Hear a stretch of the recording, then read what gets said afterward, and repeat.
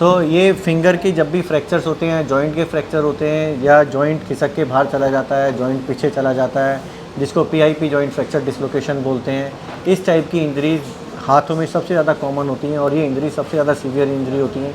ऐसी इंजरी में ज़्यादातर कैप लगा दी जाती है। इनसे पूछते हैं कि इनको चोट कैसे लगी थी, इन्होंने उसके लिए क्या ट्रीटमेंट दे रहे थे, 2.5 महीने बाद इतना लेट हमारे पास क्यों आए और हमने इनका क्या ऑपरेशन किया, और आज इनकी जो फिंगर बिल्कुल जाम थी, जो मुड़ती नहीं थी, आज जो ये इतनी मुड़ रही है उंगली, इनसे ये खुश हैं या नहीं है। हाँ जी, आप अपनी पूरी बता दो कैसे कैसे क्या हुआ था। मैं पकड़ लेता हूँ तुम्हारे लिए। जी सर, मैं बाइक से गिर गया था। हाँ, कहाँ से हो आप? ये सवाई क्या काम माधोपुर करते हो? जी, खेती बाड़ी का काम है सर। हाँ। तो मैं बाइक से चल रहा था तो उसमें गिर गया, एक्सीडेंट हो गया था। हम्म, तो सवाई माधोपुर में इसको बताया तो उन्होंने बोला हल्का सा फ्रैक्चर है, प्लास्टर बांध दिया उन्होंने 10 दिन का। हम्म, 10 दिन बाद में मैं रिटर्न किया उनके पास में तो उन्होंने बोला अब सही है, कोई दिक्कत नहीं। मैंने बोला उनसे सर उंगली मूवमेंट नहीं कर रही है, मुड़ नहीं रही। तो उन्होंने बोला एक्सरसाइज करते रहो, मुड़ जाएगी। तो मैंने 2 महीने तक एक्सरसाइज करी, नहीं मुड़ी बिल्कुल। फिर उनको दोबारा दिखाया तो उन्होंने बोला कोई नस का प्रॉब्लम है ये, तो आप जयपुर दिखाओ।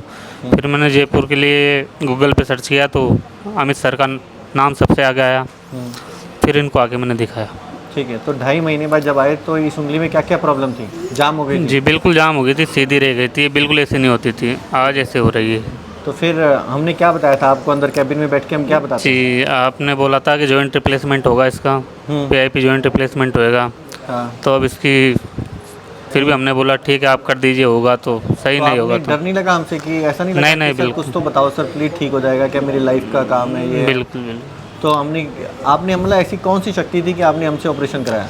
जी सर, जो वीडियोस देखे हमने उनसे बड़ा मोटिवेशन मिला। तो सभी पेशेंट अपनी अपनी राय दे रहे थे तो हमें भी लगा बिल्कुल सही बात है ये। तो उस चक्कर में फिर हम यहाँ पे आए और आपसे मिले। ठीक है। तो ऑपरेशन में करवाने में डर लगा तुम्हें कोई? नहीं सर, ऐसे तो कोई डरने वाली बात नहीं है। कोई दर्द हुआ ज़्यादा? बिल्कुल नहीं हुआ। अच्छा, कितने टाइम की दवा दी थी हमने आपको? 5 दिन की। और प्लास्टर कितने टाइम का दिया था? 7 दिन का। और एक्सरसाइज कितने टाइम, कब स्टार्ट करवा दी थी हमने आपसे? सर तुरंत ही आपने प्लास्टर खोल के अगले दिन ही एक्सरसाइज के लिए बोला था मुझसे। ठीक है। हल्का तो जब हल्का। एक्सरसाइज करते थे तो सूजन भी आती होगी, दर्द भी होता होगा?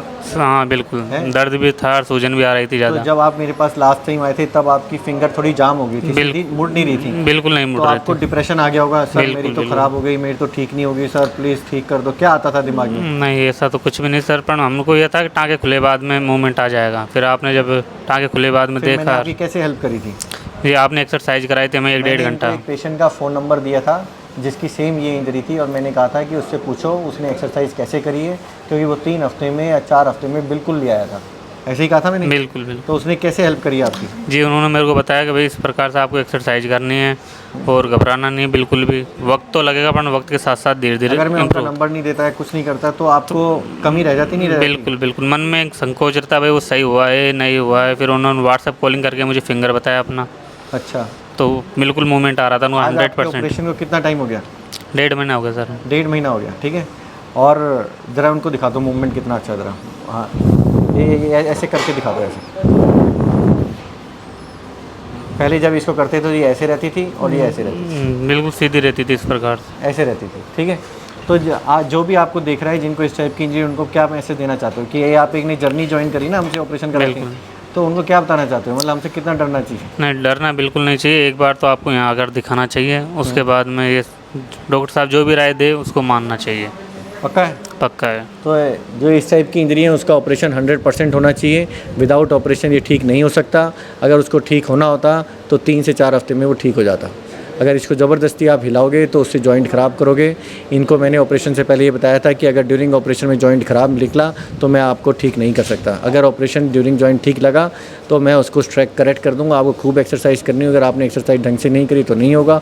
एक्सपर्ट से जो ऑपरेशन करा लिया उसके बाद रोना धोना नहीं होता, ठीक है। नमस्कार दोस्तों, Mittal hand micro surgery centre में आपका स्वागत है। ये वीडियो के माध्यम से हम आपको बताएंगे कि अगर आप डॉक्टर अमित मित्तल को जयपुर आकर दिखाना चाहते हैं तो आप हमारे सेंटर पर कैसे आए। हमारा सेंटर जयपुर में है जिसका एड्रेस 121 122 SR कॉम्प्लेक्स, टैगोर नगर चौराहा, DCM रोड, जयपुर, राजस्थान है। यदि आप किसी बस द्वारा आते हैं तो आपका depot Sindhi camp bus station होगा, जिसकी दूरी हमारे हॉस्पिटल से 20 मिनट्स 8.4 किलोमीटर है।